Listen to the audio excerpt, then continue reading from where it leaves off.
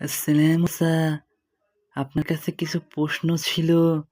আপনি তো ইসলাম সম্পর্কে ভালো জানেন, একটু আমাকে বলবেন?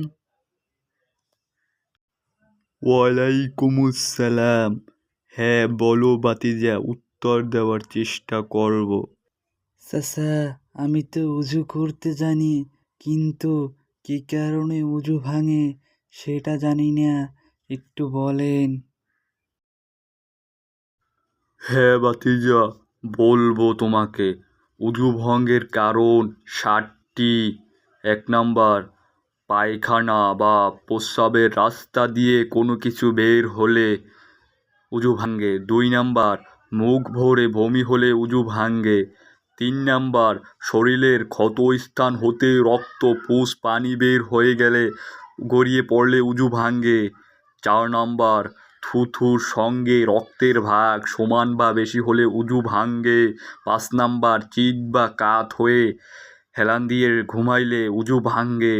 6 নাম্বার, পাগল ও মাতাল অচেতন হইলে উজু ভাঙ্গে। এবং 7 নাম্বার, নামাজে উচ্চস্বরে হাসলে উজু ভাঙ্গে।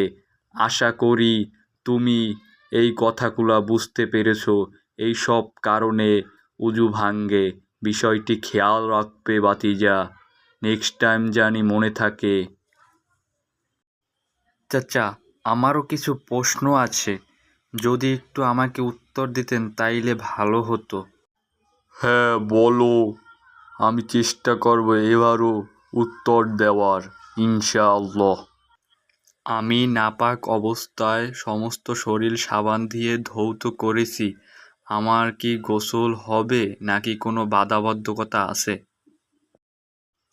হ্যাঁ বাতিজা, অনেক বাধাবন্ধকতা রয়েছে। গোসলের ফরজ হচ্ছে 3টি, আর এই 3টি ফরজ যে পালন না করবে তার ফরজ গোসল হবে না কোনো দিনই, সে যতই সাবান দিয়ে সমস্ত শরীর ধৌত করুক। গোসলের ফরজ 3টির মধ্যে 1 নম্বর হচ্ছে গড়গড়াসহ কুলি করতে হবে, এবং 2 নম্বরে পানি দিয়ে ভালোভাবে নাক পরিষ্কার করতে হবে। 3 নম্বরে সমস্ত শরীর উত্তম রূপে ধৌত করিতে হবে, তা না হলে তোমার গোসল সঠিক হবে না। আশা করি তুমিও আমার এই কথাগুলো বুঝতে পেরেছো বাতিজা।